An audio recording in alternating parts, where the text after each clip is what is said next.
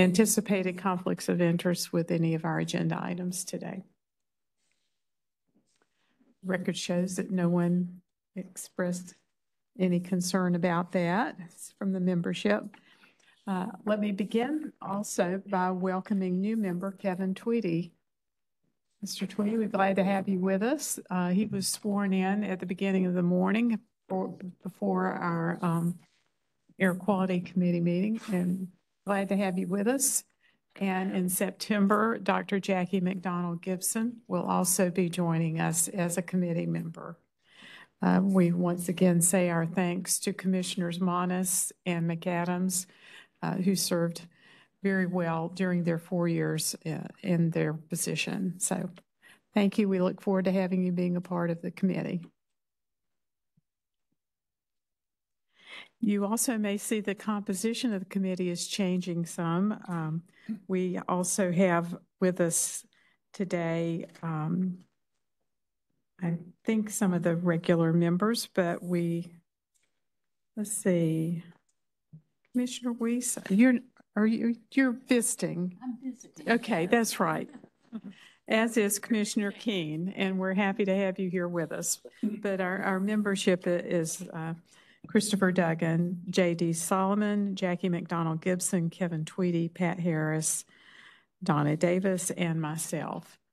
And in September, I'm happy to announce that Donna Davis will assume the seat of chair of this committee. And I'll just have a few closing comments at the end of the meeting. So I will stay on as a member. So we'll move on to our second agenda item, which is approval of draft minutes from March 8th, 2023's meeting. I believe you all have a copy of those. And for those who were in attendance, are there any comments or revisions to that set of minutes? If there are none, then I accept a motion to approve those minutes, please. So motion. Who made the second? Mr. Duggan. Okay. Motion by Commissioner Davis, second by Commissioner Duggan. Any other comments? All in favor, please say aye. Opposed? Motion carries. Minutes approved.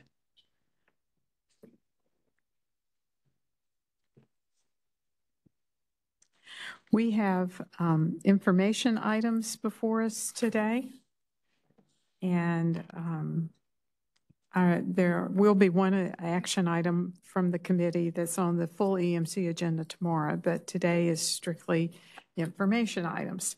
So we'll begin first by welcoming Assistant Secretary Sushma Mazamore, who will speak to us about the emerging compounds legislative and rulemaking updates. Welcome. Thank you.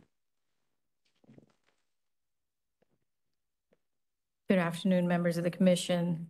Just wanted to apologize for repeating the earlier presentation, but I'm here to answer any specific questions related to this committee as we move forward.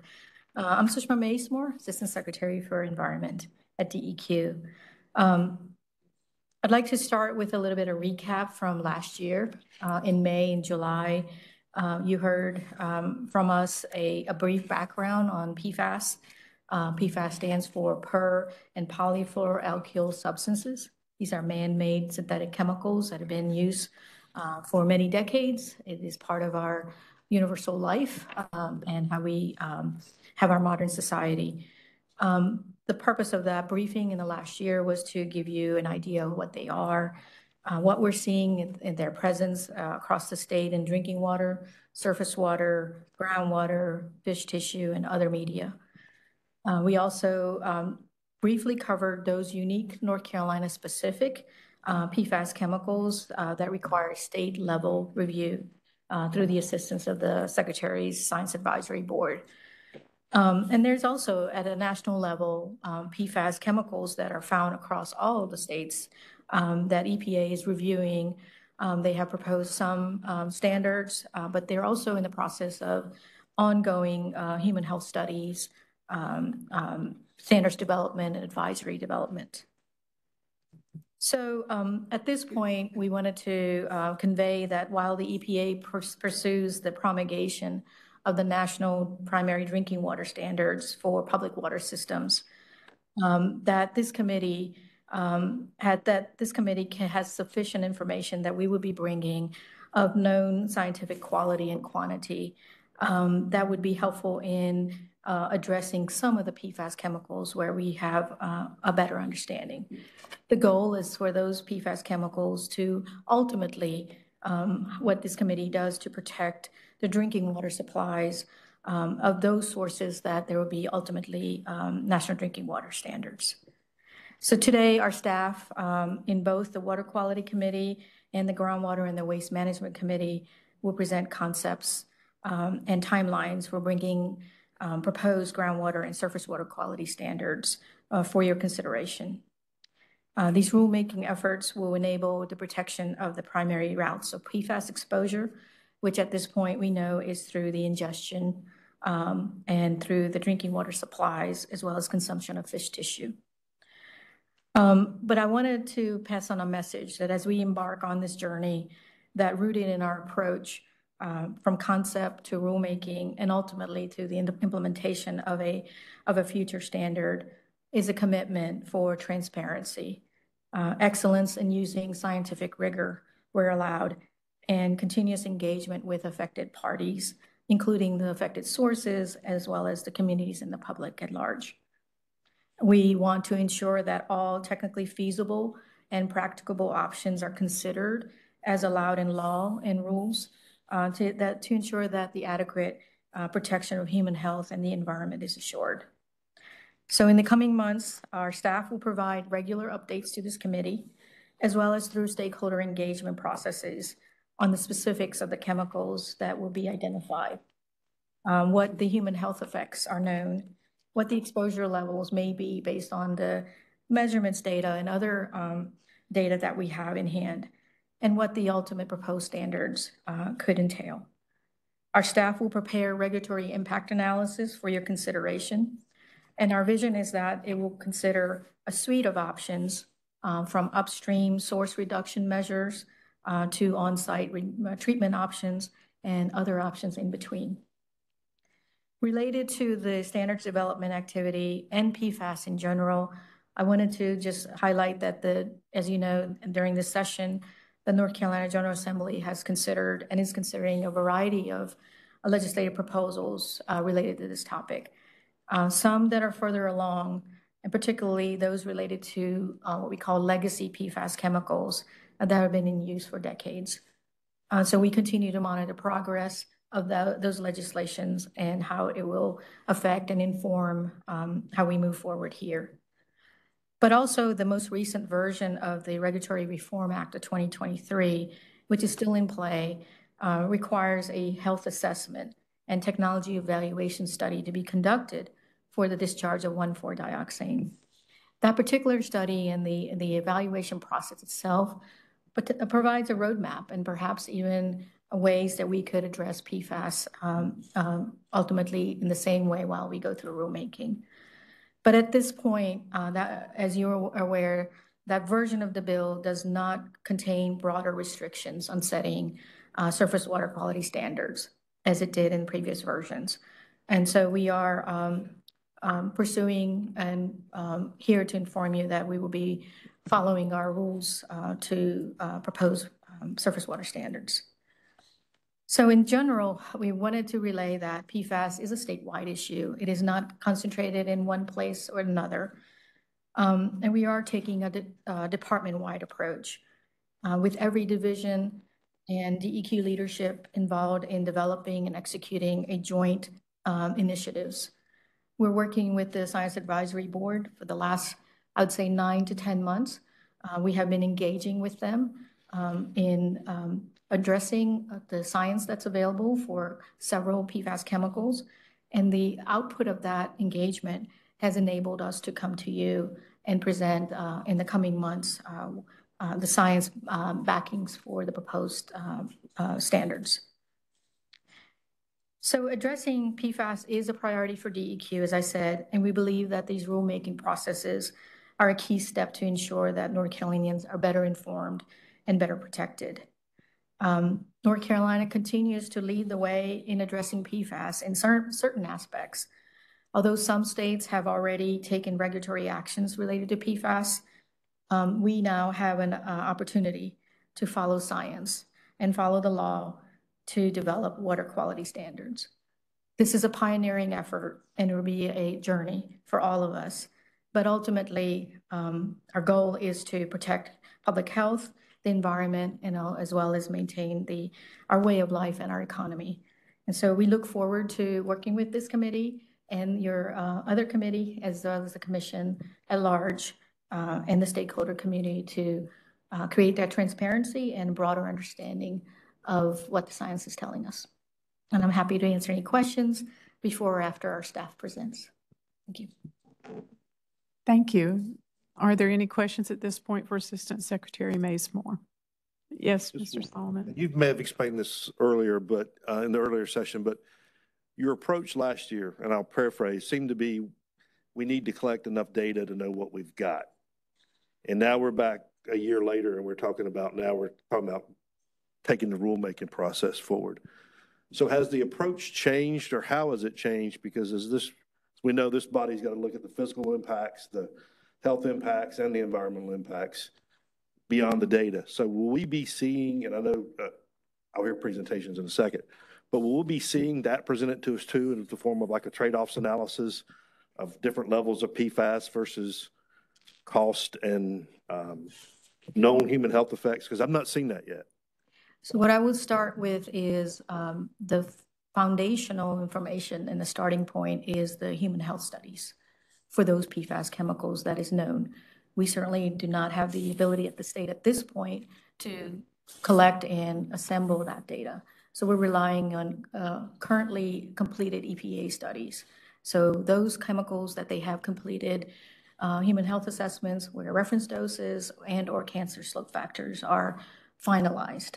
So our goal is to rely on the health sciences data as the foundational starting point. Your other question is, what does the data tell us as to what levels of those PFAS exist in the state? That is part of an impact analysis, part of a source characterization. Our understanding is based on the PFAS that EPA has evaluated and has produced these scientific health studies data and the reference dose that I mentioned. We believe those same type of sources exist in the state, and that our current ambient monitoring data, surface water monitoring data, all the data we have do support that there are instances where we may be exceeding those levels. And so our goal is to not only present the science behind what the health data and the health science is telling us, but the translation of that into the measurements data that we see and what sources and or areas may be most affected. Thank you. And so our goal is, part of that RIA is a collection and a review of the not only the affected sources or affected areas, but ultimately the options that exist for reduction and meeting a potential standard. Thank you. Any other questions at this point? Thank you very much. So PFAS is one component of the next presentation, and it is an introduction to the 2023 to 2025 Surface Water Quality Standards Triennial Review rulemaking. And Chris Ventilaro is going to present that and talk with us about the various components of the triennial review, plus PFAS and scheduling. All right, thank you. Can everyone hear me okay? Sounds okay from here, but okay. Well, thank you, Chair Deerhake, and good afternoon, Commissioners, Chair Smith. It's not showing on this screen, by the way. It's not showing on the front screen. Okay. I have to ask for some technical support for that. We can move if we need to, but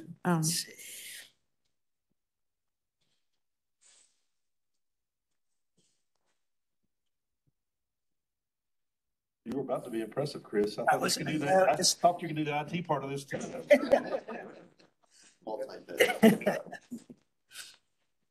Things are lean now. Right? Yep, yep. I'd be happy to give it a shot, but.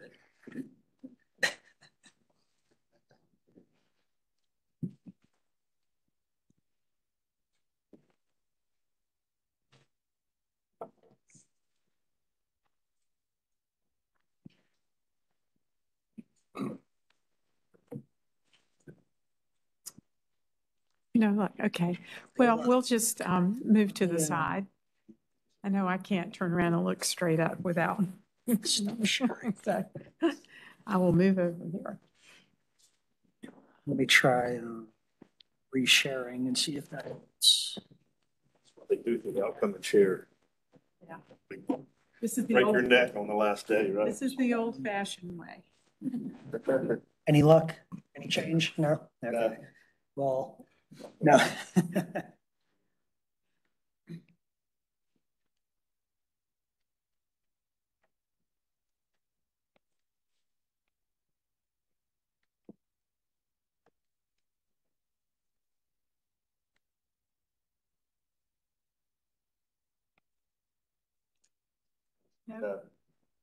No, No such luck. Did your best. Okay. that's fine. We're on school. Do apologize for the technical difficulties, um,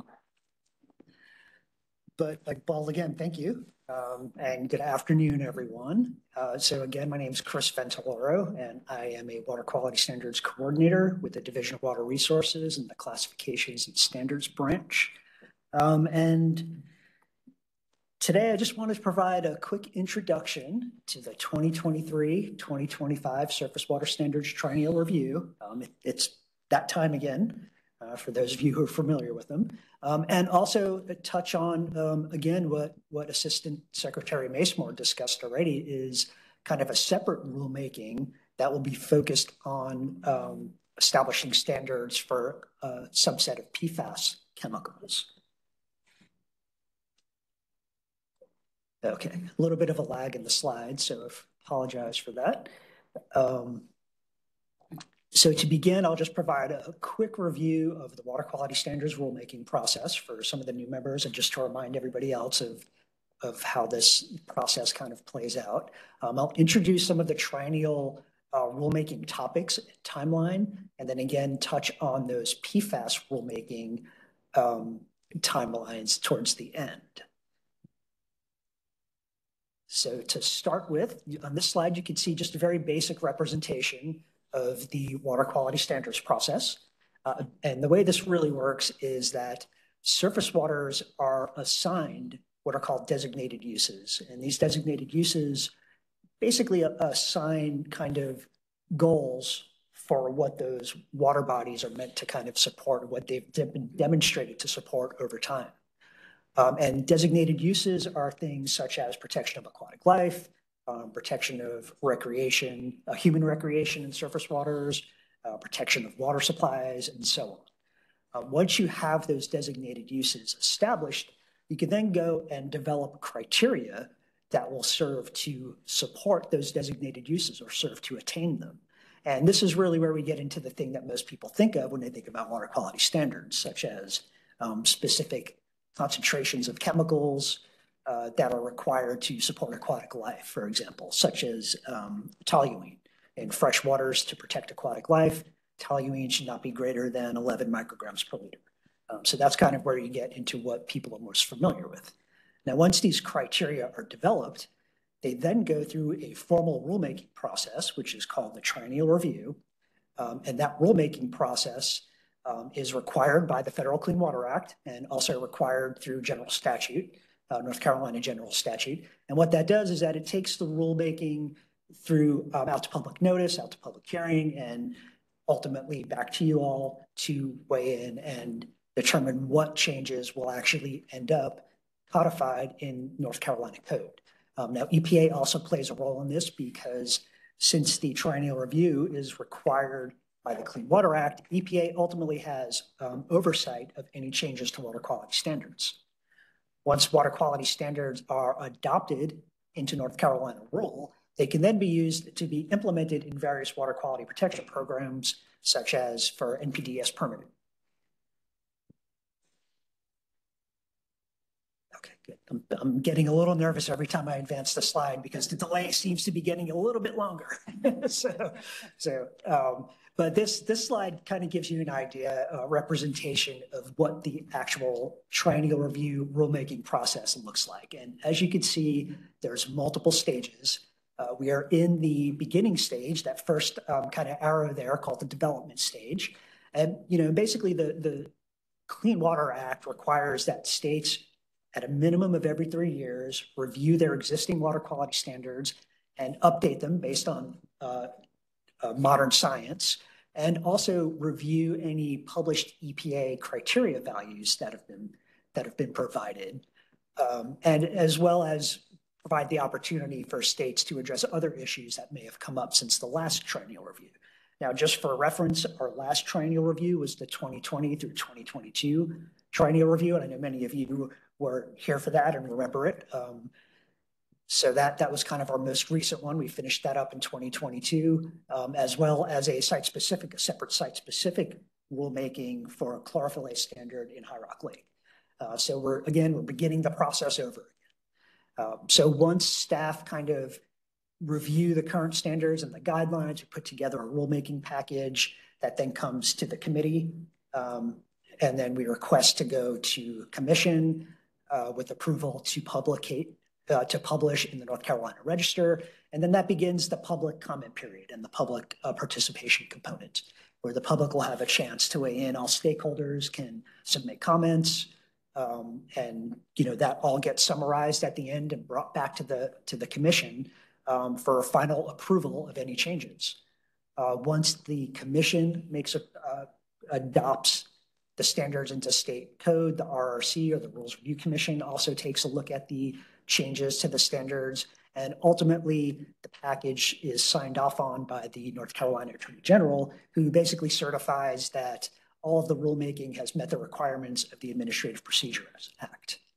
From there, because again, this is surface water standards and EPA has oversight, the entire package then goes to EPA, and EPA conducts their own Clean Water Act review to ensure that changes meet the requirements of the Clean Water Act. Part of this includes consultation with the U.S. Fish and Wildlife Service, as well as the National Oceanic and Atmospheric Administration, to address any potential concerns related to the Endangered Species Act. And then ultimately, EPA makes the decision on what components of the proposed or of the adopted water quality standards they will approve and or disapprove. And then they notify the state of that status.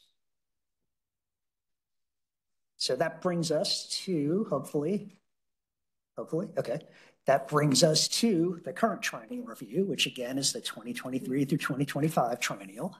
And like I mentioned, we're kind of at that beginning stage right now. And the intent of this presentation is to really kind of familiarize the committee on what we're kind of looking at and what we're thinking about at this stage.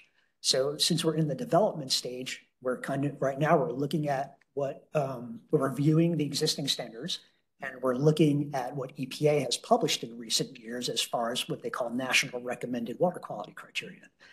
Now, these national recommended criteria are criteria that EPA develop based on the Clean Water Act requirements, and they basically serve as guidelines for states to use in adopting standards. So they kind of do the heavy lifting of a lot of the science work. These take multiple years to put together and publish.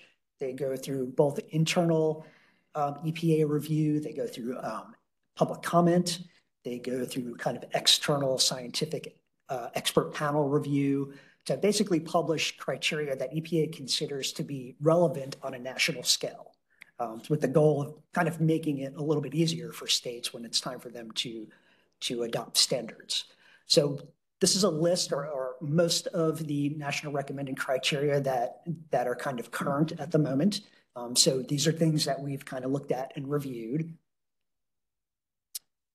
And we also, at this time, will consider topics that might be of special concern in North Carolina. So 1,4-dioxane obviously comes to mind. But other things, other topics that maybe EPA doesn't have national recommended criteria for, but have been brought to our attention through previous public comment periods, for example. So we'll consider all of these things for each triennial review, we do this. And then ultimately, we come up with a list of focus topics for the triennial review. And we narrow down this big list of topics basically because, it takes a lot of time to bring all of this to rulemaking. We want to make sure that we have the resources to address sufficiently each of these topics and, be able to carry them successfully through rulemaking. So the topics that we're focusing on for this triennial review are related to EPA's updated human health criteria, the updated human health exposure factors that were associated with those updated human health criteria, E. coli criteria for Class B primary recreation waters, looking at 1,4-dioxane, updating some language in our variance, water quality standards variance rule, and this is per EPA kind of request to states, as well as addressing any technical corrections that we come across in the rules. And I'll go through each of these in the upcoming slides, so there'll be more information. Starting off with topic number 1, we have the updated human health criteria. A little bit of background. In 2015, EPA published updated human health national recommended water quality criteria for 94 chemicals. And I want to specify too that when we talk about human health in the context of surface water standards, we're talking mainly, for the purpose of toxic substances, we're talking mainly about protections for the consumption of fish tissue, for human consumption of fish tissue, as well as protections for surface waters that are classified as public water supplies. So as part of these updates that EPA did to 94 of the chemicals that they have national recommended criteria for, they looked at updating toxicity factors, which is kind of the toxicity information obtained from the scientific studies that they use in their calculations to come up with the criteria values.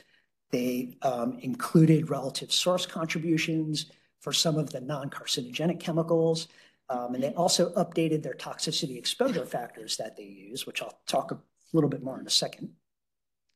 So what this means for us, is that EPA updated 94 chemicals. That's a lot of chemicals. So what our plan right now is to break this up into groups to make it a bit more manageable.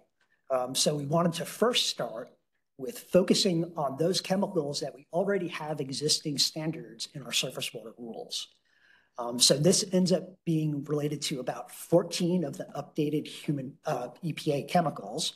And these 14 EPA chemicals correspond to about 25 existing surface water standards in North Carolina. About 11 of these are fish consumption standards that are found in O2B 0208. And the other 14 are associated with the water supply rules. And again, I put a note here to remind folks that, this doesn't mean that we're not going to look at the others. We're going to address the others in the upcoming triennials, in the next triennials.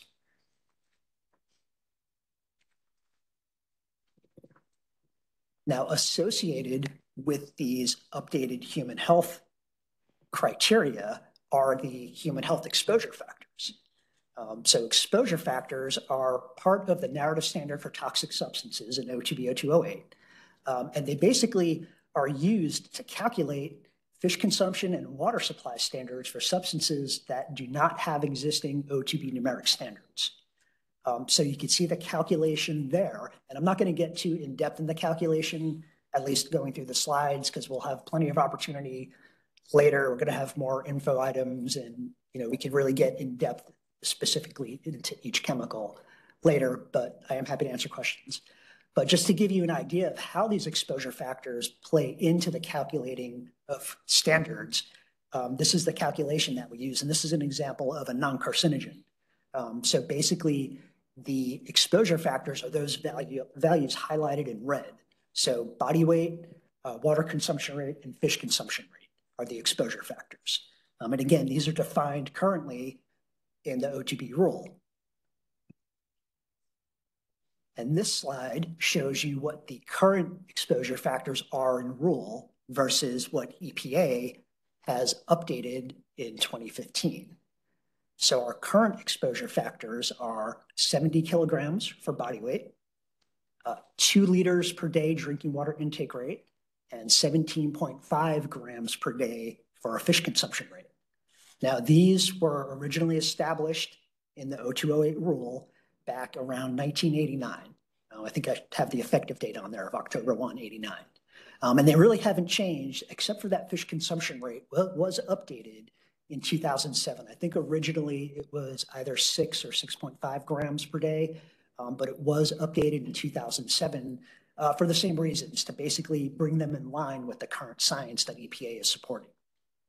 And just to give you a little bit of understanding about how these, basically where these exposure factors come from, the exposure factors are based on the exposure of adults age 21 and older, and they're determined using data from the Centers for Disease Control national health surveys.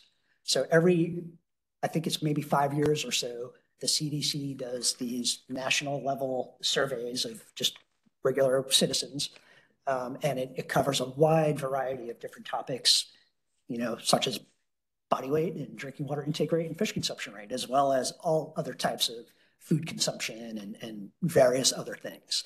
And over time, the information changes because we change as a nation in our habits. So in 2015, EPA had looked at the most recent CDC National Health Survey and determined that average body weight has increased, drinking water intake rates have increased, and the rate at which fish are consumed have increased.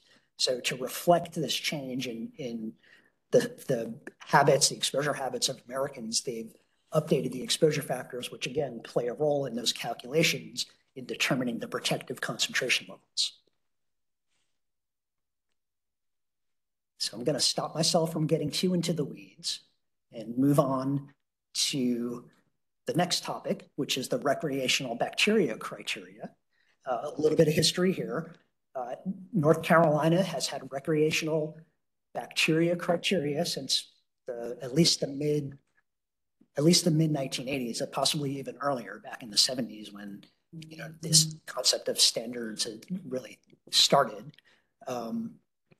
And the standard that we have for recreational bacteria has basically always been the use of fecal coliform as an indicator of the potential contamination of surface waters through human waste or animal waste. EPA has been pushing since about the mid-80s for states to switch to using either E. coli or Enterococcus as the bacterial indicator. And in 2012, they published an updated national recommended criteria recommending as such. So some of you that are here now may remember that in the 2020-2022 triennial review, we did propose a site-specific E. coli standard for Class B primary recreation waters. This was focused in the 19 counties in the Asheville region, and it was focused in that region for a few reasons at the time.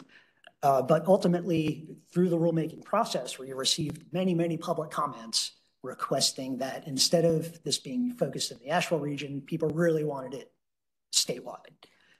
And on top of that, we also received comments from EPA that this kind of site-specific approach that we were using for E. coli wouldn't meet their requirements for a site-specific standard. So ultimately, the commission did not accept the proposed site-specific standard for E. coli, but the department committed to bringing back E. coli during this triennial review with the intention of establishing a statewide E. coli standard for primary recreation waters. To facilitate that, back in 2022, we began conducting a statewide fecal coliform and E. coli study. And the intent of this was really to help inform potential impacts, so really to inform the regulatory impact analysis. Since we didn't have a lot of existing E. coli data, it'd be very difficult to compare, well, what would the change be? What would that mean? So that was one of the main drivers for doing this study. That study is underway. We do have some data that's been accumulated, and the study, I believe, is going through the rest of the swimming season, which goes through, I believe, October. But ultimately, what we're planning to come to the committee with is proposing adoption of E. coli as the bacterial indicator for all freshwater Class B waters. The standard would replace the current fecal coliform indicator. It would also be based on EPA's current 2012 recreational water quality criteria. Next up is 1,4-dioxane. So 1,4-dioxane, a chemical of concern in North Carolina. Many of you will remember that in 2020 through 2022 triennial review, 1,4-dioxane was proposed for adoption based on the numeric interpretation of the narrative standard in OTB 0208 and for the water supply rules. And the commission actually adopted these numeric values into those rules. Ultimately, however, the RRC objected to the rules. So for this triennial review, the plan is to propose, again, standards for 1,4-dioxane.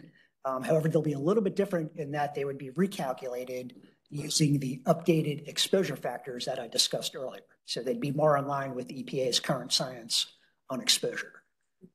And we're currently in the stage of evaluating the available toxicity information and how that would work with the updated exposure factors.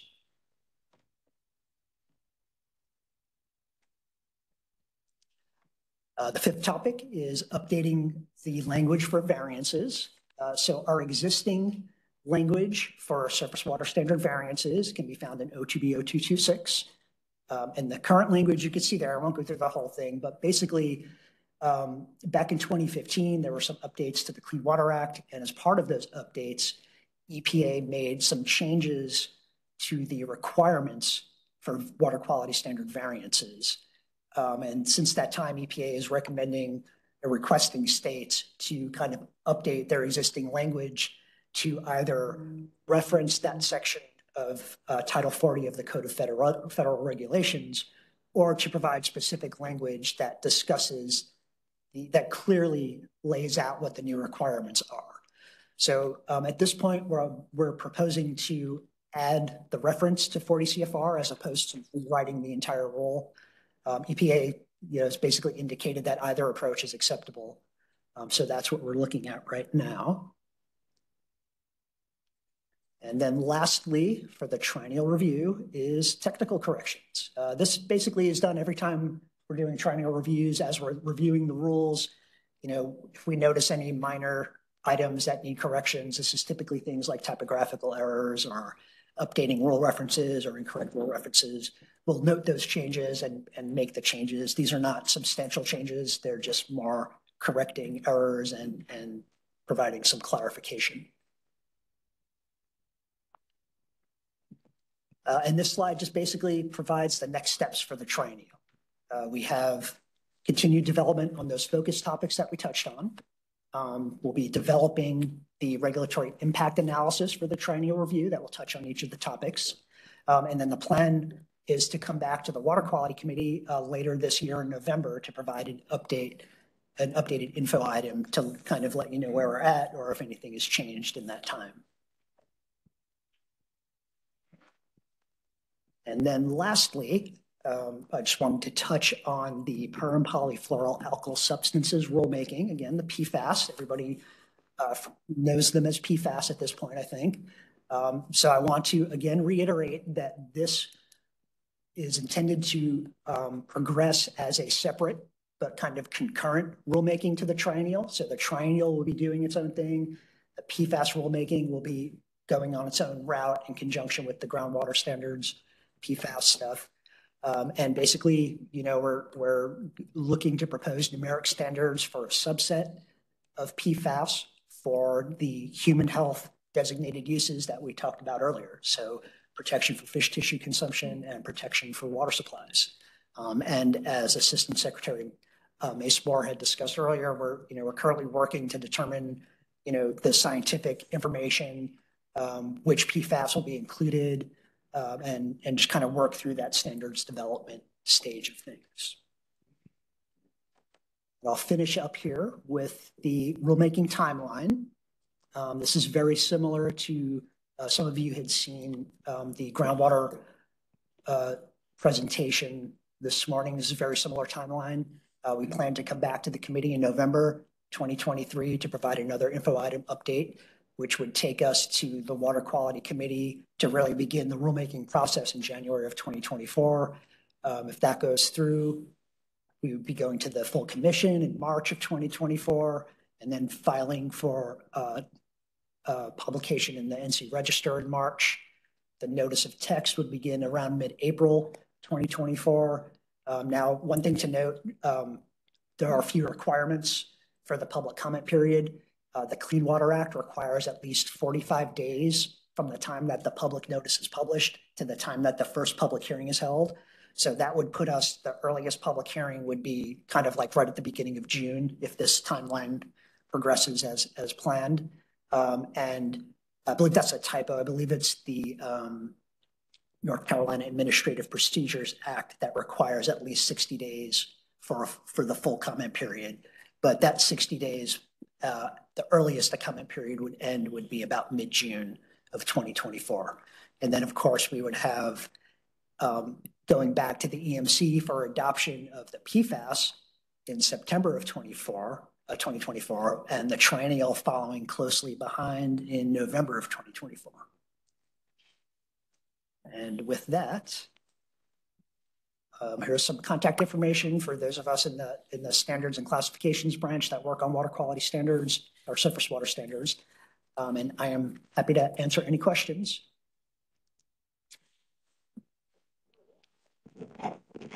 Thank you. You've given us a lot to think about. This is a variety of topics covered, of course, in the triennial review, plus the PFAS, plus the E. coli, which was supposed to be on an independent path until today. So I would like to maybe go through this one subject at a time, if we could, and I'll just go around the table and ask members if they have comments or questions on particular sections of your presentation. So let's begin with the human health criteria. There are 94 chemicals, and please make sure I understood the division is only proposing to or recommending to the commission to work on 14 of the 94 in this package. Is that correct? So it comes and defer down, the remainder until the next triennial review? Yeah, so it comes down to 14 EPA standards that correlate to about 25 or 26 existing standards. So 14 chemicals, but about 25, 26 existing standards, because those same chemicals might appear both in the fish consumption rule and the water supply rules. Yeah, I realize it moves into a lot of rulemaking more than just the number of chemicals, right. And that can be labor intensive. You didn't tell us what 14 chemicals you're planning on having. Yeah, I could go through. That's important to know. Yep. Yeah, I could let you know the chemicals. We didn't put it in the slide because we just wanted to make sure, we're still reviewing those chemicals. So basically, as part of our development stage, we're reviewing the EPA work, making sure that everything's still up to date, and anticipate that all 14 or all 25 standards would make it through. But in case we see anything along the way that says, hey, this criteria might be a little bit kind of wonky, maybe we want to look into this more. That's why haven't provided the full list at this point, but we would provide it at the update later once we had a better idea. But I can certainly tell you which 14 they are if you would like. Yes. Okay, sure. We have 1,2,2 tetrachloroethane, and this is for both fish consumption and water supply. And we could also share this list afterwards, so you don't know if they're scrambled to write this down, obviously. We'll try to read all those.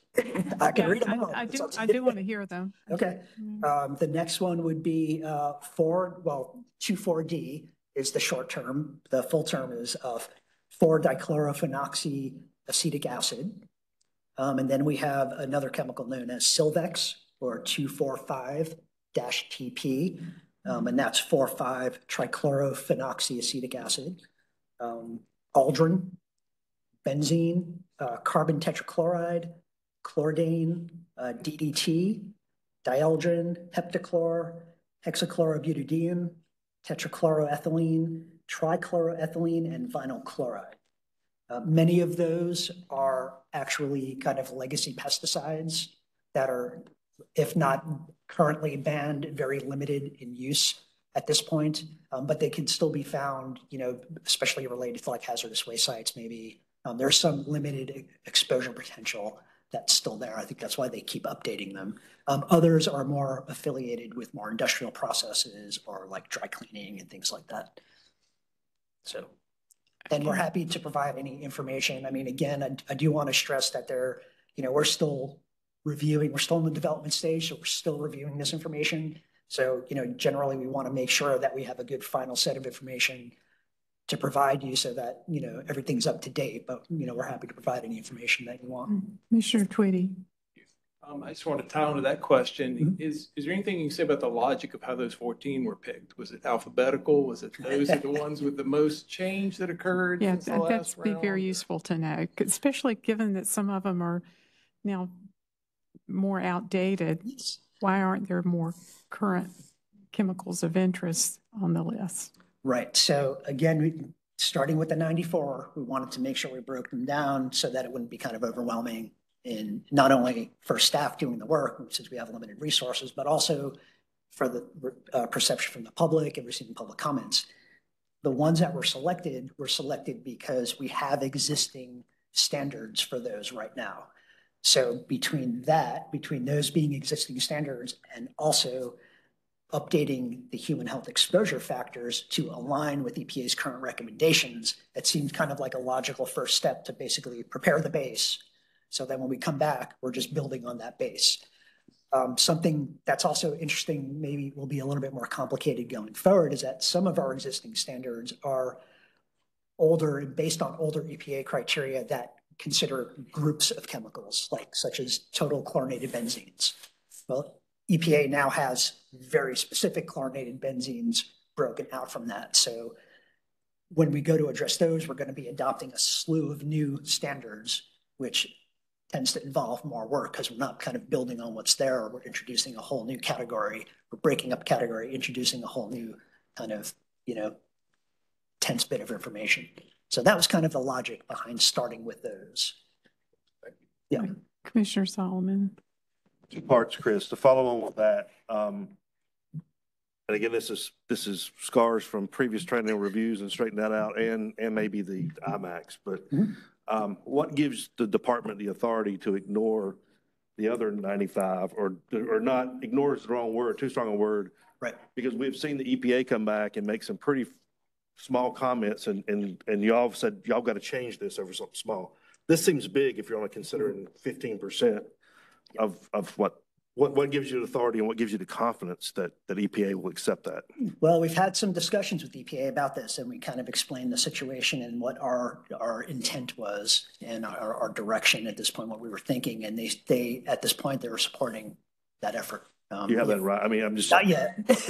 We want to try. They never put it in writing. I know. Yeah, and again, I want to keep stressing that we're here as kind of the first step of the introduction to the committee on what we're being proposed. If we find out something different from EPA, we'll work through that. But we do, at this point in time, we have had direct discussions with EPA, and they have indicated support for us taking this direction.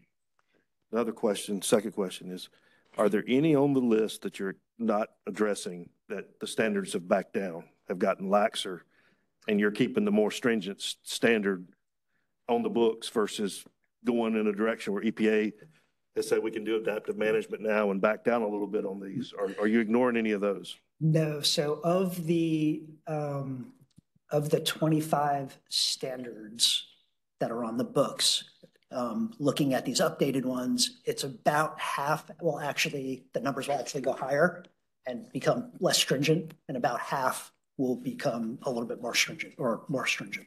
I think there's one that actually stays about the same. I think benzene might stay about the same, but about half of them get less stringent. But there's none on the gap between 15 to 94 that are less stringent that you're just not taking on because they're less stringent. Oh, no, we just haven't evaluated the rest of the 94 okay. yet. We're trying to focus our efforts and our resources on kind of what we're proposing now. Okay. Yeah. Thank you.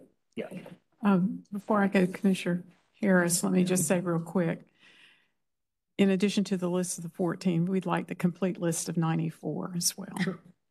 Vice Chair Harris. Yeah, I just wanted a comparison, and I should know the answer.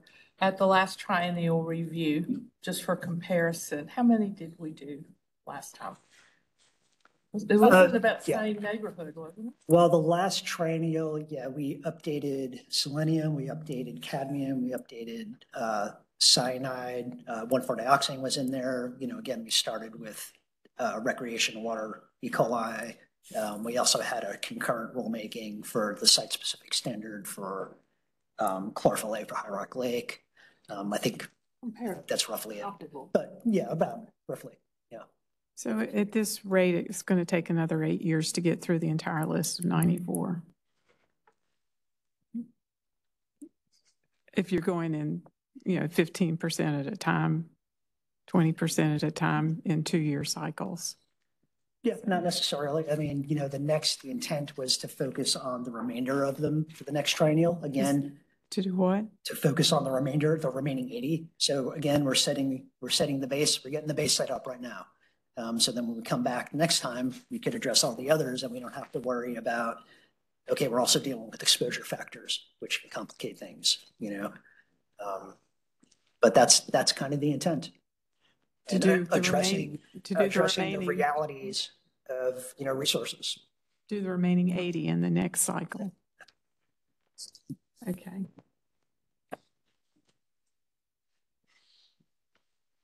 Any other questions, Commissioner Solomon? One more, and this may be not the right segment, but I'll ask it anyway. Last time, Chris, we had one chemical in particular, I believe, or one constituent that we debated between chronic and acute and add necrotic standards. So I guess it'll be a comment later on the process part of this, but how many of these, this list or otherwise, are you trying to add chronic standards to that right now only have an acute standard? So for human health, it's actually a bit easier because they're all considered chronic. It's all considered lifetime exposure. So they're all considered chronic standards. It's not mostly when we talk about acute and chronic, we're dealing with aquatic life criteria protections.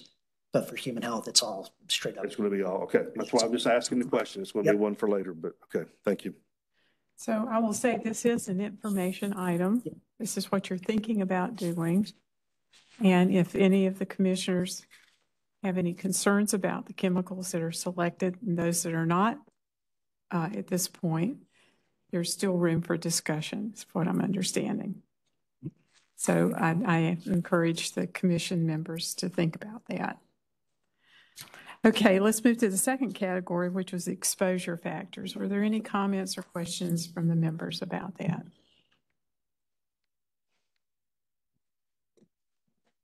Okay, good.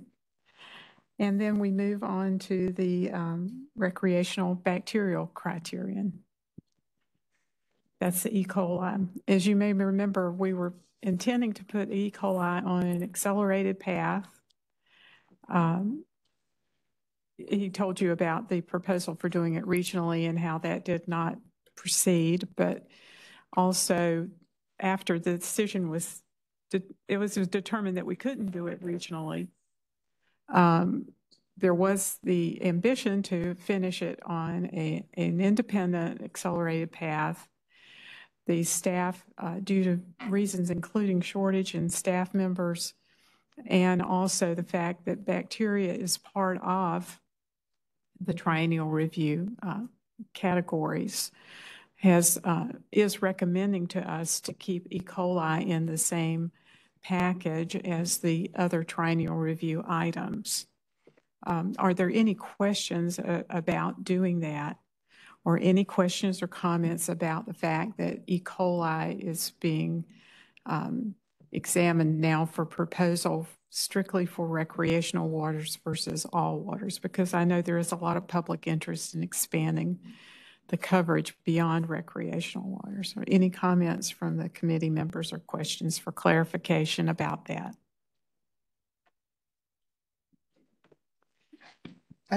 Yes, Commissioner Davis. Since you made that point of recreational waters versus all waters, what percentage of the waters of the state are we looking at? So a few points of clarification. The EPA, the 2012 criteria for E. coli are specifically apply only to primary recreation waters. In North Carolina, we have secondary recreation waters, which apply to all waters of the state. And then we have specifically designated Class B primary recreation waters specified to certain parts of the state. And those waters were specified because at the time of the Clean Water Act and the establishment of the designated uses, they were existing uses for primary recreation, which is considered to be basically full body contact swimming, long-term kind of exposure, as opposed to secondary recreation, which is more associated with wading, a kind of incidental contact, boating, wading, some short-term exposure to full submersion. So the exact percentage of Class B waters, I don't know off the top of my head, but I could get that information. I know we had it in our last year, we had that information, but I don't remember it off the top of my head. But we could definitely get that to you. A lot of them are concentrated out towards the western part of the state and around throughout the state around the reservoirs, the water supply reservoirs. Those are kind of the most common areas, as well as our saltwater primary recreation waters, which are all along the coast. Now, the saltwater recreation waters already have updated recreation criteria in place, and Division of Marine Resources does routine beach monitoring, and they have their own set of rules that deal with that. So I don't remember the exact number of streams or miles or percentage, but I can get that information for you. Thank you. Yep. Question. And Commissioner Solomon. You opened the door for this one, but I just asked, for non-recreational surface waters, are we still using the fecal chloroform standard in the state? Yes. Okay. Any intentions to change that in the future? It's possible. EPA has released, they haven't done a primary recreation, they haven't released a secondary recreation national recommended criteria, but they have released a technical support document that describes how you can determine an E. coli protective level based on the fecal coliform standards that are in place. So it's a possibility. I mean, there's something we would have to think. And why is that important for non-recreational waters? To move away from the fecal chloroform to a different standard, why is that conversion important? Why not moving it? I think because the primary recreation there it's not really swimming.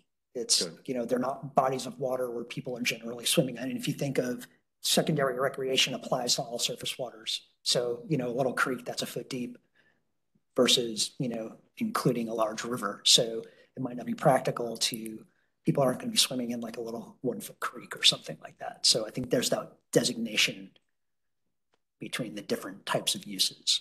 Okay. Very good. Yeah. I'm not certain when classifications were last done, but I was curious, does the department ever survey water use around the state to determine what is actually being used literally for recreation versus what is a Class B designated water? That I'm not sure about, if there's a routine process for that. I don't know. Maybe necessary to do an update at some point on that. So, okay. And I'll move on to the next couple of items, and then I'll circle back to my next question. The 1,4-dioxane, and anything you want to ask him about that? You understand what the circumstances currently are. And I'll ask our counsel if there's anything we should be advised against discussing. No, okay. I do have a question. Commissioner Solomon. More of a process question. And we dealt with this with PFAS on the groundwater standards, I believe, for the IMAX.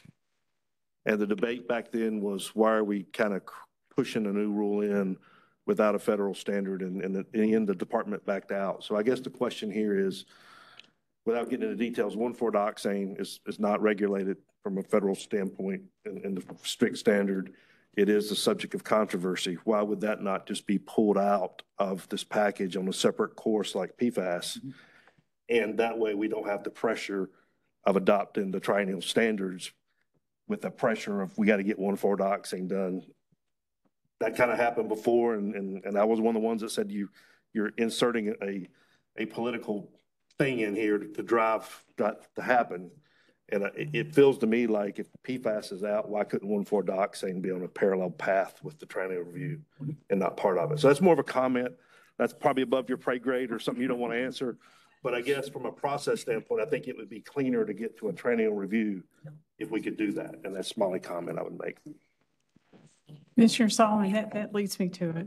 And question I was going to hold, but it could pertain to that. It could pertain to E. coli and the desire for a faster schedule on that too. And I believe the division, Director Rogers could tell us, but the division has talked with council about the feasibility or the ability to set these different components of the triennial review on different schedules if certain ones get slowed down and it doesn't delay the remainder of the package. So, Director Rogers, did you want to address that, or do you want Mr. Ventilaro to? You looking at me? Madam Chair, that is our opinion, and I think what we want to do is get through the process and then evaluate at the end of the process after public hearing and comment to see what the best path forward is for each entity and piece and part of the triennial review that we're proposing today. Counter comment to that, if I could. Yes, sir. Again, we've seen this before, but when you get them all stuck in with the triennial review, the regulatory impact kind of gets dwarfed out by the other benefits. And I think when we have them on a somewhat of a parallel track, especially for these that aren't federally regulated yet, they will be by the time this happens, maybe, we can get a real good feel for the regulatory impact analysis by itself, not just stuck in part of the larger triennial review. So that's one of the things I like about, for certain cases, to have, not everything, but for these certain cases. And again, I don't want to throttle you here. Well, absolutely, and absolutely we'll have further discussions on that. Okay.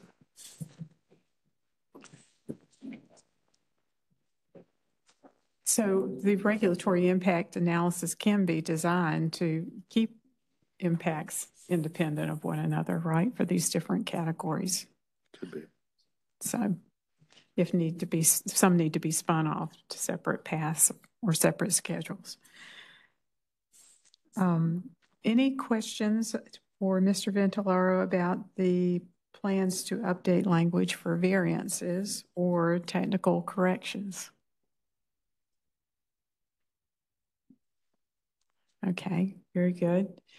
So looking at your calendar and what you've proposed, you have another information item coming to us before you actually bring draft rule language. Is that correct? That is correct. So I would encourage you to think about at least being able to offer some sort of a conceptual design at that next information session, rather than just bring the package for one meeting of one review. If there was something that we could see more conceptually that about the direction that each of these items are taking, that might help make the draft rule review in committee faster in November. Okay. And keep it on course. So how about PFAS? Any questions about the PFAS component of this? Or it's not a component, separate path, excuse me. Yes, Chair Smith, I was going to ask you if you wanted to say something about this. I guess similar to some of the questions about 1,4-dioxane, it's another big issue. And I actually look at it probably from the opposite perspective of Commissioner Solomon, not so much as using one issue to drive others, but concern about whether the whole package will fall of its own weight, that it just becomes so unwieldy and difficult to take public comment, process those comments. And so I think there's a very good question about exactly what should be included in a triennial review package, which has typically been used to update standards based on EPA criteria versus how we address new policy decisions, which in my view are absolutely necessary. I think we need to get to these criteria. It's more a question of what process we're using. And so one thing I'll add is, and I've said this before, I think it is really important to keep the PFAS rulemaking separate. I'm a little concerned about how conjoined they seem to be. I know the department has said this isn't going to be part of the triennial review, but there's a real risk of the way the timeline has been set out of having that effectively happen. And I would like to be sure we're thinking carefully about what our priorities are and what needs to move when we're figuring out what the process is, because there are clearly some of these things that are and have been both department priorities and EMC priorities. And I'd like to be sure that whatever process we're using is recognizing that fact and that we're moving the things that we feel are most important to move, and that we're not designing a process that's going to drag everything along. So. Thank you. Good point. Any other comments or questions? Okay, thank you, Mr. Ventilera. All right, thank you so much.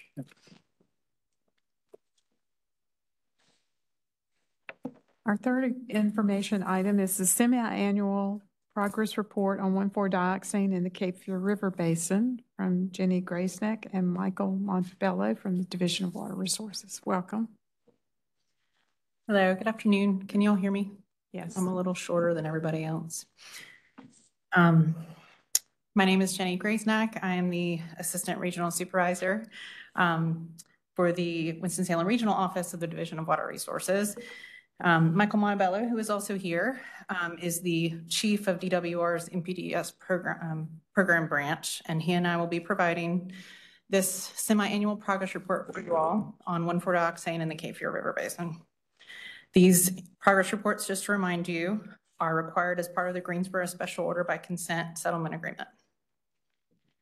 So today's presentation will discuss these topics, and I'll update you first on the ongoing and planned surface water discharge sampling efforts and some of the results of those efforts.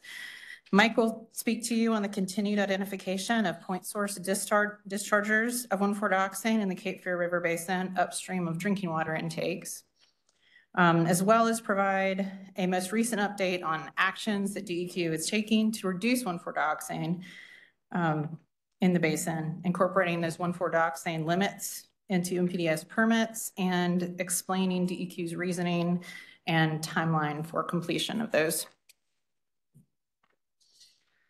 So first, let's start with a discussion on the sampling efforts. So my staff in the Winston-Salem Regional Office started collecting weekly grab and composite effluent samples at these PO2Ws listed here at various times beginning in 2019. The ones that are highlighted in yellow are currently ongoing sampling efforts in my office, and we'll look next at that data. So this is for Asheboro Wastewater Treatment Plant. We started collecting weekly grab and composite samples at Asheboro Wastewater Treatment Plant in July 2021 after noticing some high concentrations on their discharge monitoring reports for 1,4-dioxane. Asheboro has one SIU, significant industrial user, we call them SIUs, StarPet, with an installed treatment system for 1,4-dioxane. Asheboro is also dealing with some 1,4-dioxane concentrations from the county's landfill that is incoming to the plant. Sampling at Ashboro is ongoing, and Mike will talk in a few minutes about the Ashboro MPDS permit draft and where that is in the process. So my office also has been sampling at High Point East Side wastewater treatment plant starting in June 2022 after, again, noting some high concentrations on discharge monitoring reports. High Point has one SIU in a spec that they have been working with some 1,4-dioxane issues. Sampling at High Point for us is ongoing, and you will note, I'm sure, this last final point of 1,000 micrograms per liter in May 2023, and we'll talk about that in just a minute. So this is Reedsville data. We started sampling there in October 2019, around the same time we started sampling in Greensboro. For similar reasons. Reedsville has an SIU that has significantly reduced or possibly even eliminated their 1,4-dioxane contributions to the city's collection system. And as you can see, they've used source reduction, product substitution, et cetera, and you can see how that's impacted their data over the years. But our Reedsville sampling is ongoing. So let's go back to that high data point that you saw just a moment ago on the graph. On May 17th, 2023, City of High Point received results for an effluent grab sample collected on May 12th from Eastside wastewater treatment plant. That result they got was 681 micrograms per liter. As usual, that sample was split with Division of Water Resources, and the split grab sample result from our lab was verified to be 1,000 micrograms per liter. That's not unusual to get different results from different labs. But the composite sample result of 8.4 micrograms per liter. After receiving their result, High Point staff notified us, as well as the Piedmont Triad Regional Water Authority, who is the managing entity of Randleman Lake, where the High Point Eastside POTW discharges. The Piedmont Triad Regional Water Authority then notified its members. High Point contacted this suspected industry that I just mentioned in a spec and asked them to analyze their retained composite samples for the week of May 8th. High Point has required that industry in a spec to retain their samples for several months now due to some high effluent numbers. In a spec stated, they did not make that product in question that week, but did agree to send samples for analysis. In a spec later notified High Point that they had some composite sampler issues that week, plus a personnel issue, and did not collect samples for May 8th and only had a 48-hour composite sample, unfortunately, instead of the typical 24-hour composite. So those samples were inconclusive and did not directly implicate in a spec. So because of that lack of conclusive finding, High Point investigated some other possible sources for the incident. High Point contacted Terra Nova Solutions, who provided manifests and flow data for the week in question. No unusual materials were noted, and contents of everything that they received was determined to be within their allowable SIU permit. High Point then contacted Aberdeen Bowley, which is another industry with a historical 1,4-dioxane detections, but with considerably less flow, and so less probability for impact at the plant, but they still contacted them. This industry stated they did make that product in question that week, but stated that 1,4-dioxane is consumed in the reaction during the manufacturing reaction.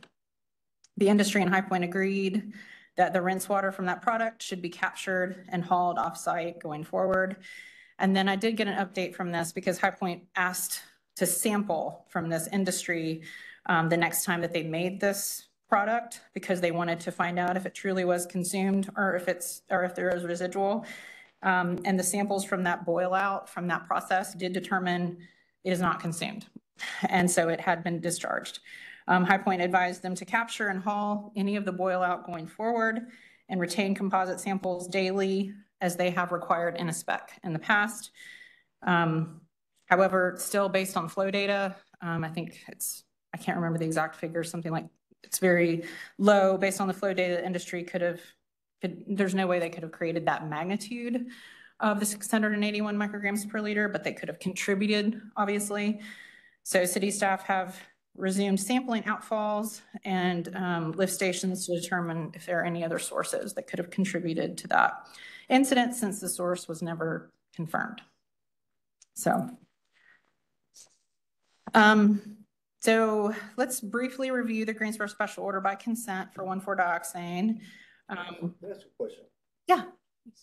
And it goes back to rulemaking. Go back to the Asheville data, and I didn't notice this in the preliminary stuff.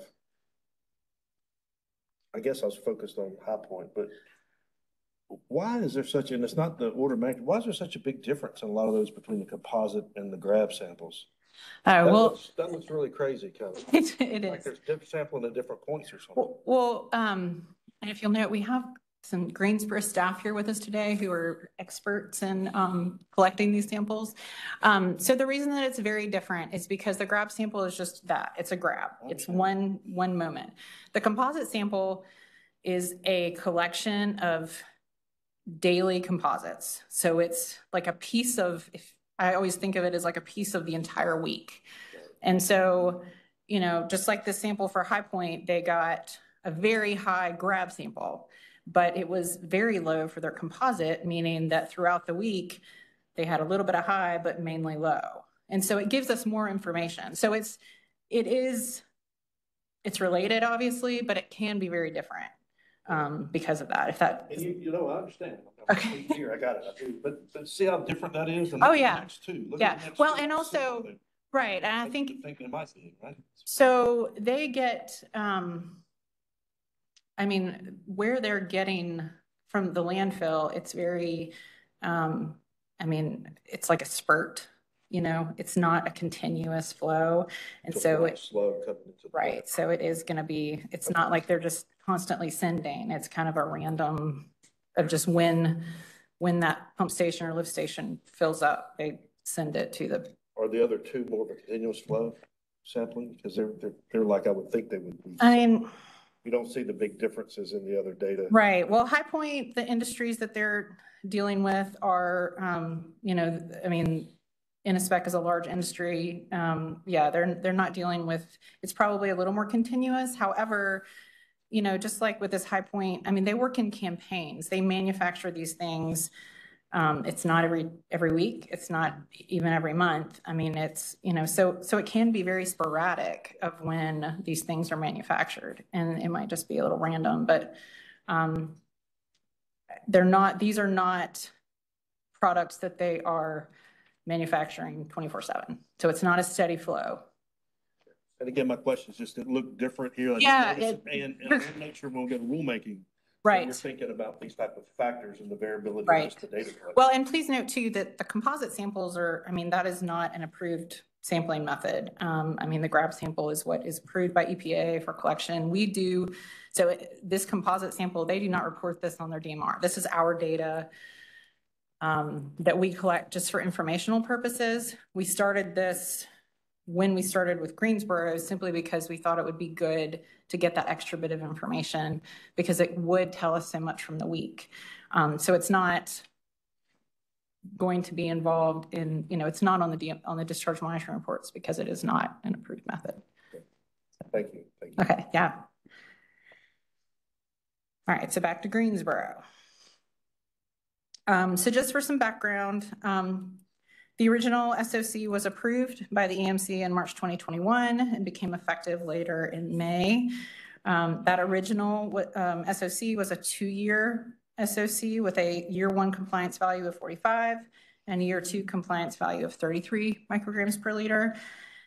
It was the Fayetteville Public Works Commission and the Haw River Assembly filed legal petition against the SOC that year, April 2021, and due to those settlement negotiations, an amended SOC was then approved by the EMC in November of 2021 and became effective December 1, 2021. So the outcome of that was a 3-year SOC with lower compliance values, year 1, 35, year 2, 31.5, year 3, 23.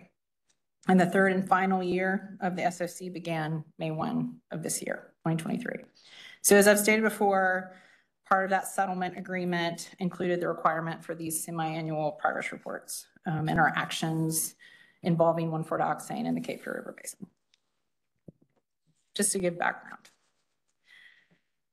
So as part of the SOC settlement agreement also, there's negotiations. Greensboro conducts 1,4-dioxane composite sampling and analysis for each of their SIU dischargers.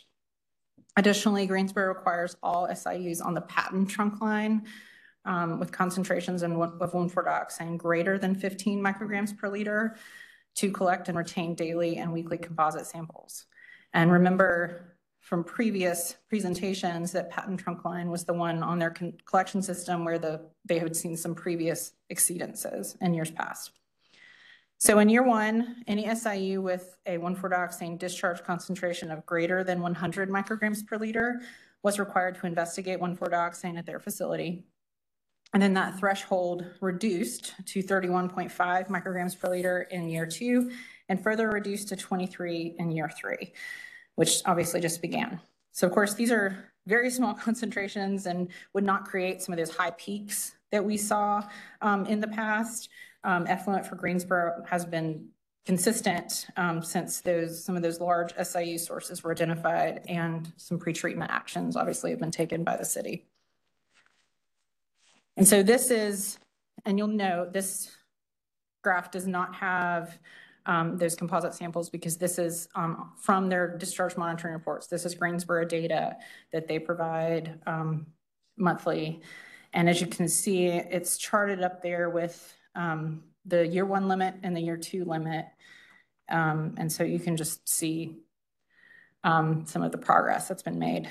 Obviously, concentrations are decreasing, shows that this SOC has been effective, as has the additional work done by Greensboro. So just to kind of summarize for Greensboro, they were required to submit their year two written report for the SOC to DWR on June 13th. And it had to include these things: a summary of the city's oversight activities and public education outreach plans, a 1,4-dioxane mass balance, and all monitoring results for 1,4-dioxane that was collected by them during the SOC year two. And note that the effluent at the wastewater treatment plant did not exceed the SOC compliance value that was 31.5 for year two. So also during year two, the city collected over 606 samples and reported in that year-end report that the commercial laboratory 1,4-dioxane testing costs for year two exceeded $70,000. So the report is on the city's website, which anyone can see, and goes into a lot of detail about their 1,4-dioxane mass balance, which they created using required to use all of the data from the SOC.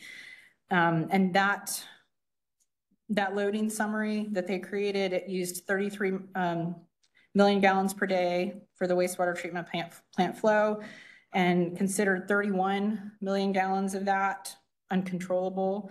And then the other 2 million gallons from the significant industrial users. And then here you can see a breakdown, which we thought was very interesting, of the pounds per day that were contributed to the wastewater treatment plant based on how they fall into that flow. And with residential and commercial combined to about 0.42 pounds per day, drinking water 0.08 pounds per day, the significant industrial users about 1.14 pounds per day, and then their landfill of 0.01 around pounds per day. So that's all I have to say. And I think that Mike is going to. May I ask you? Oh, sure. Yes. A couple of things about the SOC. So the significant industrial user that was pinpointed was sold along the way, right, and the new owner decided to resume production of that product line. Right. That was the source of the problem. I know this is under Greensboro's delegated authority, but do you have any information to share about how that was resolved? They did actually, I don't see Greensboro. They did continue with enforcement action, and I don't want to say anything that's incorrect. Enforcement. They did have an enforcement action against and made a written requirement. Do you want to, I don't know, is this allowed?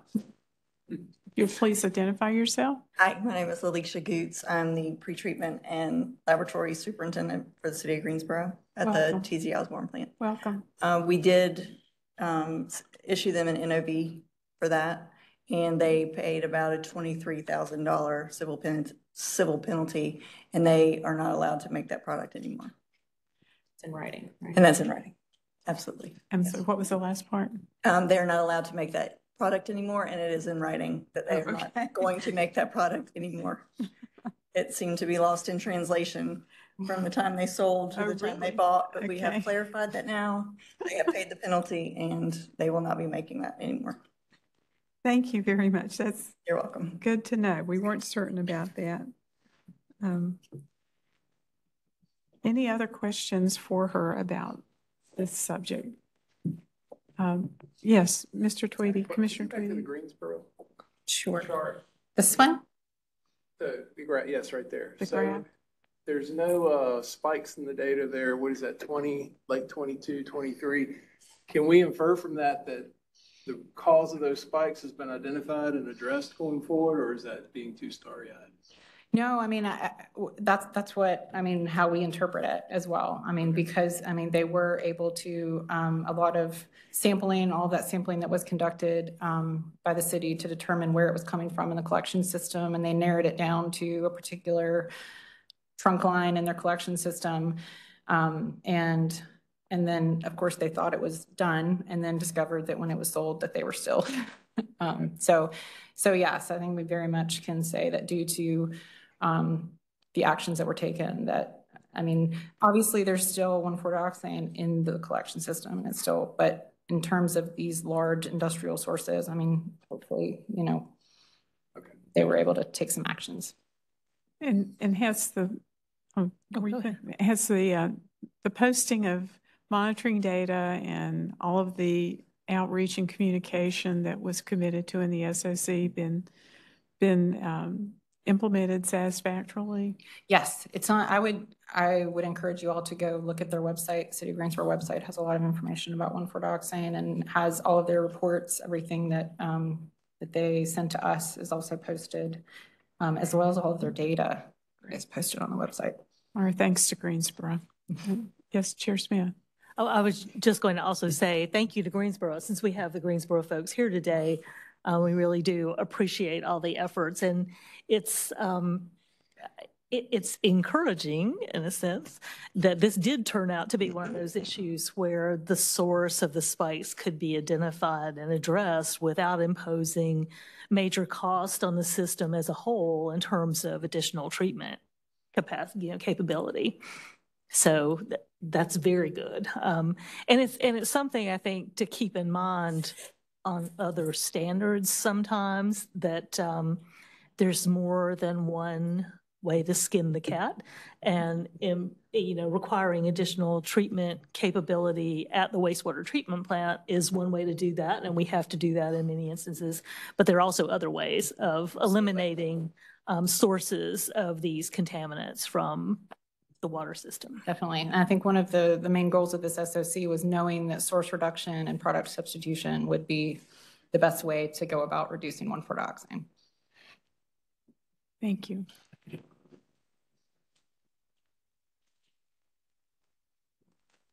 So again, I'm Mike Montebello. I'm the NPDES branch chief, and we'll follow along on this. Identification of point source discharges in NPDES permits. Oh.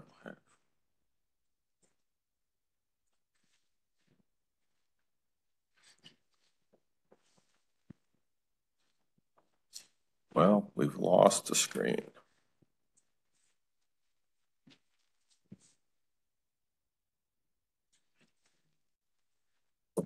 So what I'd like to be able to do is give you an update on NPDES permits that have been issued. This is basically through July of 2023. And I want to explain that as we present this information, this is a summary. This is a cumulative collection of permits as we're issuing them and identifying what those permit requirements are. I'm adding them to this list. So we go back to 2018 and then move forward. And so realistically for this discussion, Hold on one second. So these are the permits that have been issued since January of 2023 from the last semi-annual report. Most of the permits, these are primarily municipal treatment facilities. There are some industrial facilities like groundwater remediation and also Colonial Pipeline that have had monitoring requirements for 1,4-dioxane. And I would say we also have a list of permits here that have been public noticed recently since January that have monitoring requirements for 1,4-dioxane in those permit limits. The only permit that is a little unusual is the DAC Americas. That permit was public noticed in May, and we did receive a number of comments on that permit, and we are reassessing the permit requirements for DAC America, and we included in this particular case, DAC America is further down in the basin, and their permit limit is pretty substantial. However, their effluent concentrations are also pretty substantial, and we're addressing that as part of the public notice process with the NPDES permit. Can you remind us where that's located? What basin are you talking about? I don't know exactly. Lower Cape Fear. It's Lower Cape Fear. Okay.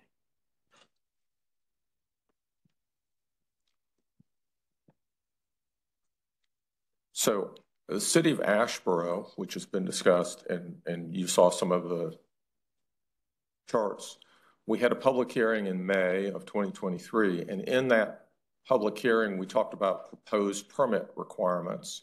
So for the city of Asheboro, we have a proposed 5-year compliance schedule. There's a 3-phased set of limits to take them from where they are down to the final effluent limits that we're proposing of 21.6 micrograms as a monthly average. And then we've also proposed doing in-stream monitoring. And this is the effluent data from the Asheboro facility. So you can see here that their data is pretty variable, and the lines that you're noting there are the steps to take the facility.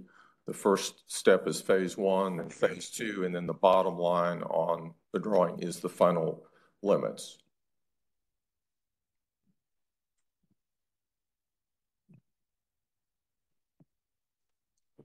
So other actions that we're taking in 2023, we expect to have draft permits for the city of Greensboro, also High Point with their proposed expansion in Burlington, and we hope to discuss those with each of the permittees as we go through the end of this calendar year.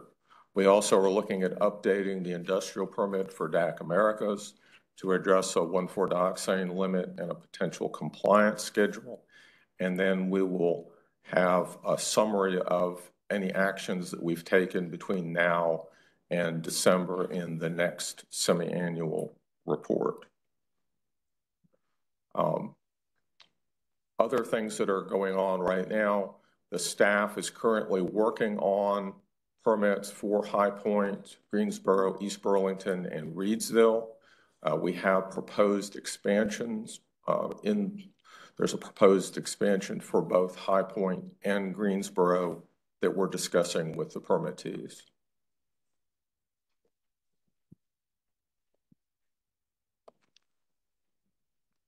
Other associated permits that are being drafted by staff include Albemarle, Mebane, Charlotte Water, and Randleman's wastewater treatment plant.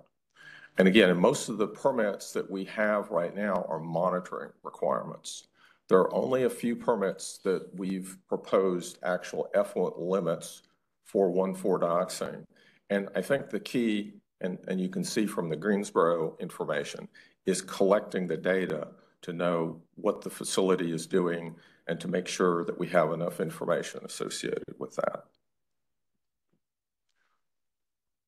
So we would be addressing those permits where we might expect to see effluent limitations We typically take these NPDES permits in a stepwise approach.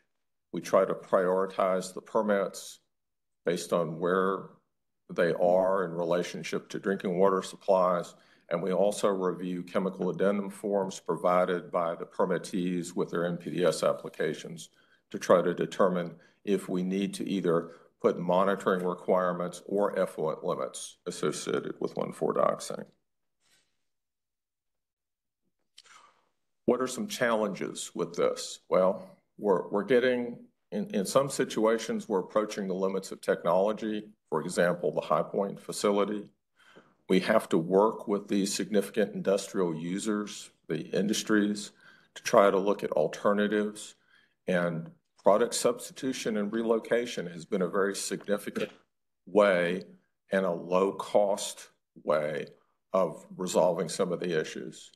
We also have future challenges related to other emerging compounds, PFAS, and the new EPA guidance from December of 2022.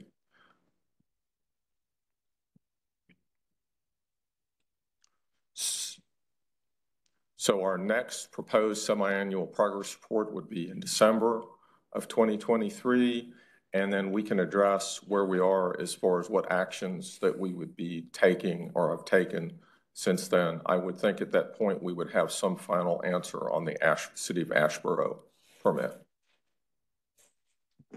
Any questions for Mr. Montebello? Yes, Mr. Tweedy. You may have said it. When is, how often do the NPDES permits have to be renewed? The permits, NPDES permits have to be renewed typically on a 5-year basis. 5 years, okay. So these are permits that have been expired and we're reissuing them. And as we're reissuing these permits, we're adding monitoring requirements or limits depending on what the data that we have. Plus, we're also wanting to collect more data because as you can see, sometimes a lot of the 1,4-dioxane information is sporadic. And even though we said we solved Greensboro's problem, I'm sure Greensboro would say they spent a lot of money in sampling.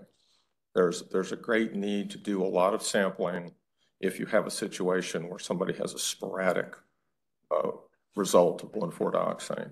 So, and it can be very costly in terms of the lab cost associated with it. So I'm sure the Greensboro folks would say, yes, they solved the problem, but they spent a fair amount of money on the sampling associated with it.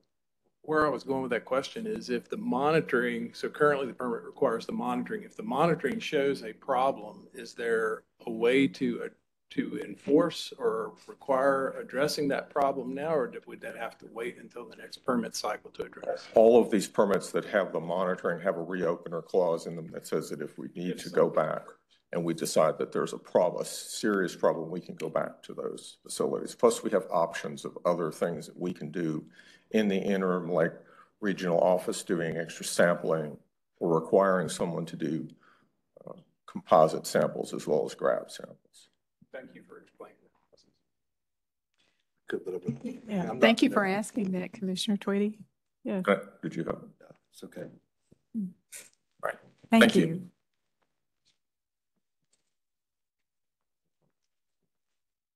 So that completes that portion of the presentation. And now we have a separate information item on the same chemical.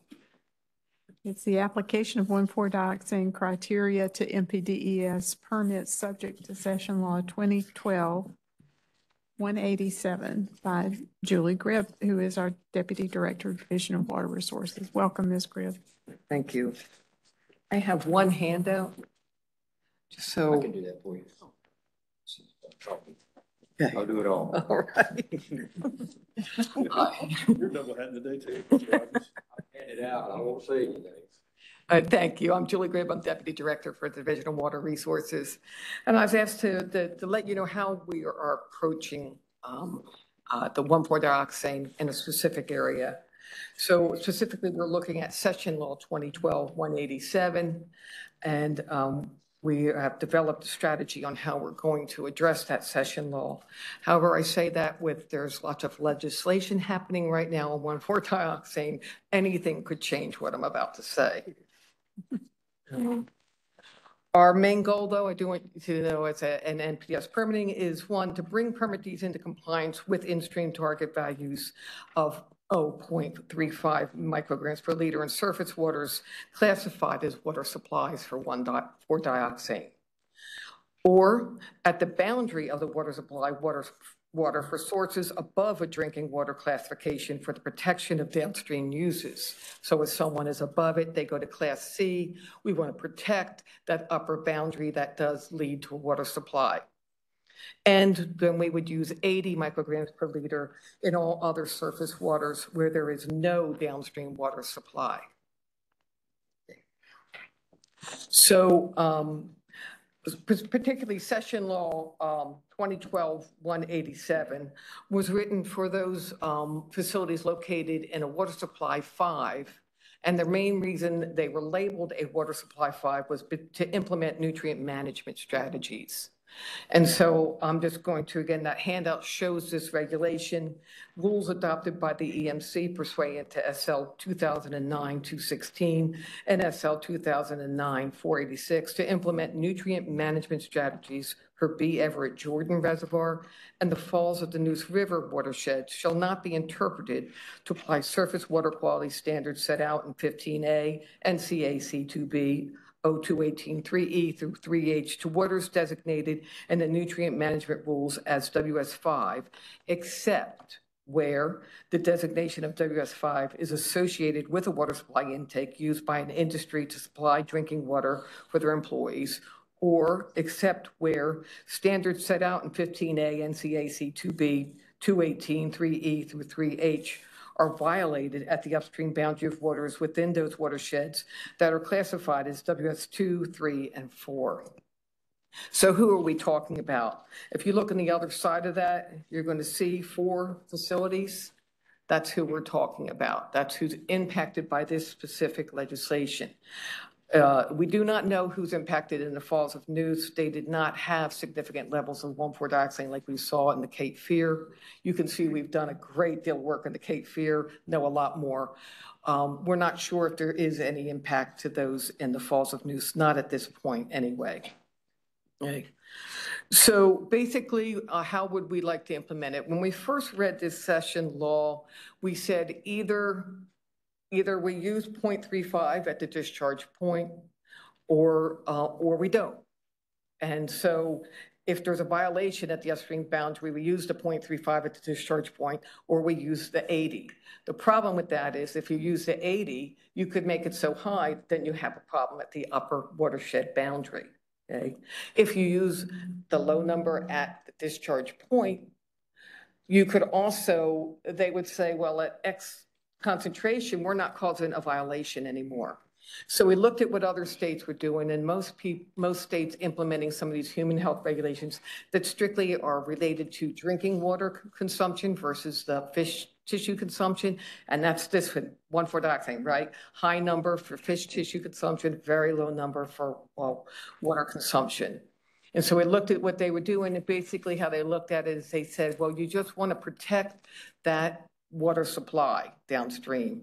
So if you calculate their limits based on that it would protect the water supply. So when it gets to the water supply area, it's 0.35, a concentration of 0.35 or less. And so what we anticipate we'd like to do now is do that method. We calculate out what the permit limit should be at the discharge point based on protecting that upper watershed drinking water boundary. Okay. And that is a little bit different than what we first interpreted as applying it directly at discharge point. So it would make these 4 cases, it makes it less stringent. I have, also talked with several of the downstream water supply intakes, very vocal users who are very concerned about 1,4-dioxane. And they, not that they gave me a go-ahead on it, but they did say that made sense to them. What we care about is you protect our water supply. And so I just wanted to explain what we're looking at doing. Does anybody have any questions on it?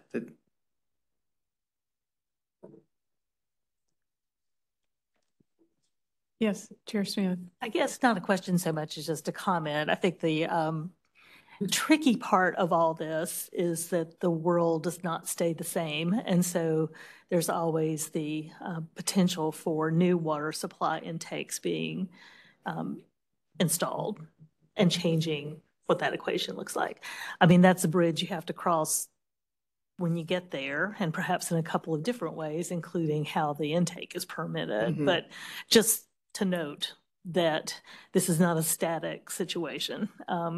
So this could change over time in a given It can, watershed. and it's a good point you brought up too, that helps me to make another point. Why we want to have it at the upper of the bound of the intake. Some states will do it right at the intake, do the calculation, but we clearly have 4 different plants discharging to it, and that's who we know, right? And so we want to be sure we're protecting that downstream intake. So there's some margin of error built in if you do it at the upper boundary, because then there's, in this case, there's 10 miles between that upper boundary and the intake. And also all these numbers are calculated using permitted flow, the maximum flow. And none of these facilities discharge at maximum flow without getting another permit and getting a new standard and so on. So, Commissioner Solomon. yeah, I'm scared to ask an abstract, but so what is the margin of error here? Because there's a cost to this on the other side too. We want to protect people, but they don't flow at maximum flow. You say there's some margin of error by doing it in the top of the watershed. How do we know we don't have too much margin of error in there? I would say we don't. But, Okay, but the problem is trying to fix it when you have too much. But I would say it's a hard calculation. Okay. Any other questions?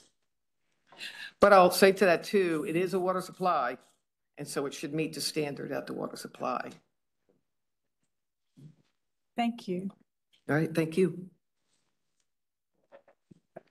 That completes our information items for today. I will point out that tomorrow the EMC does have one action item coming from water quality originally.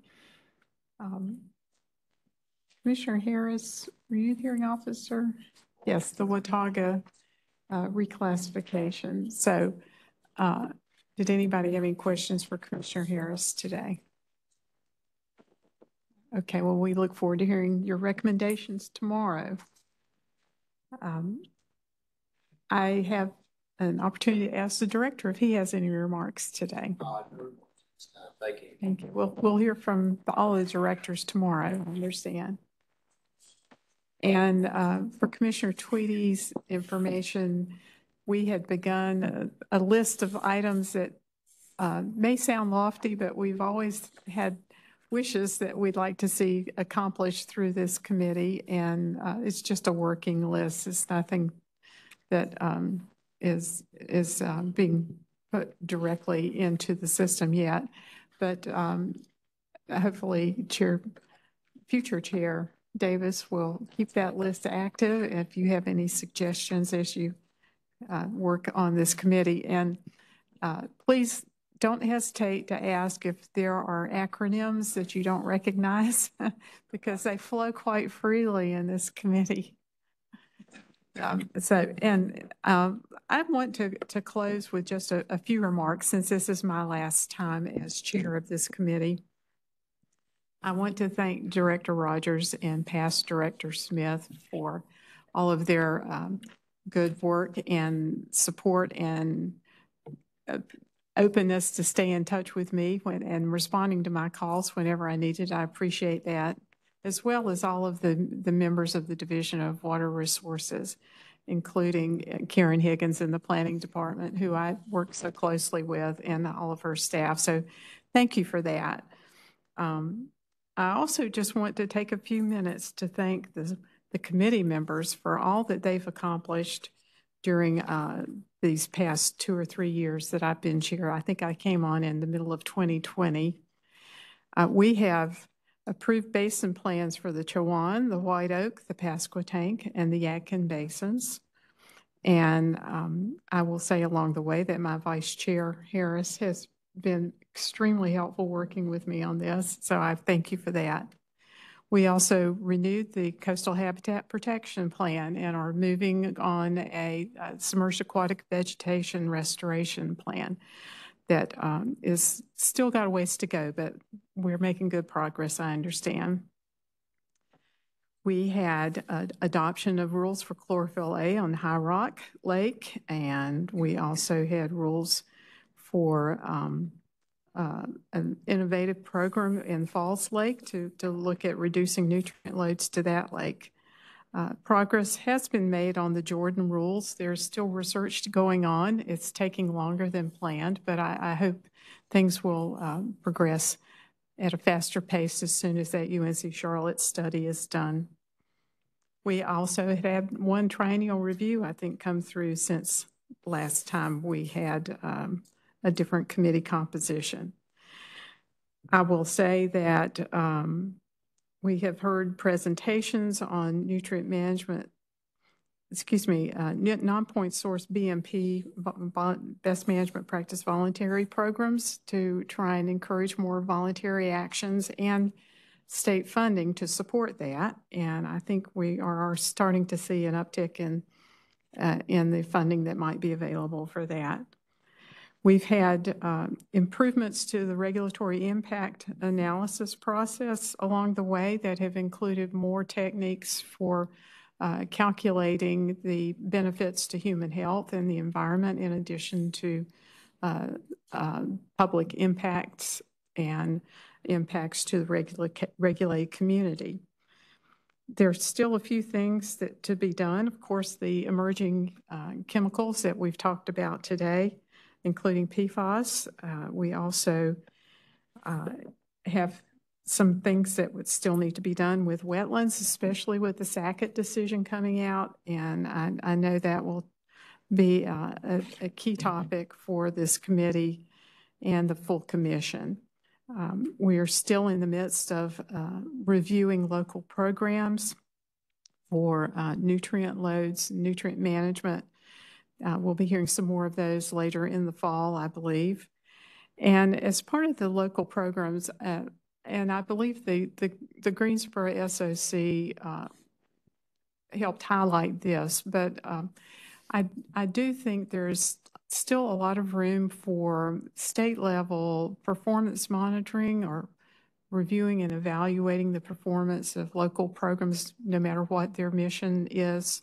We're seeing good reports coming through the Sedimentation Control Commission for those local programs, and I would love to see some similar system adopted out of Division of Water Resources, if that's ever possible and the staffing ever becomes available.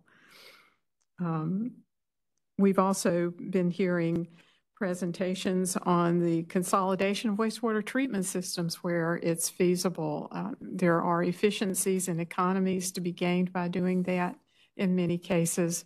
We did have one approval of a portion of Hendersonville merging with Buncombe County, and so that was a success story. So these are just some examples of the things that this committee has done, and I thank everyone for their cooperation and all of the time that they've invested in it. It's been a pleasure serving as chair.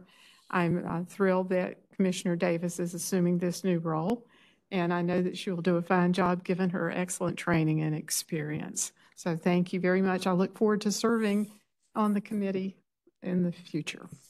Thanks.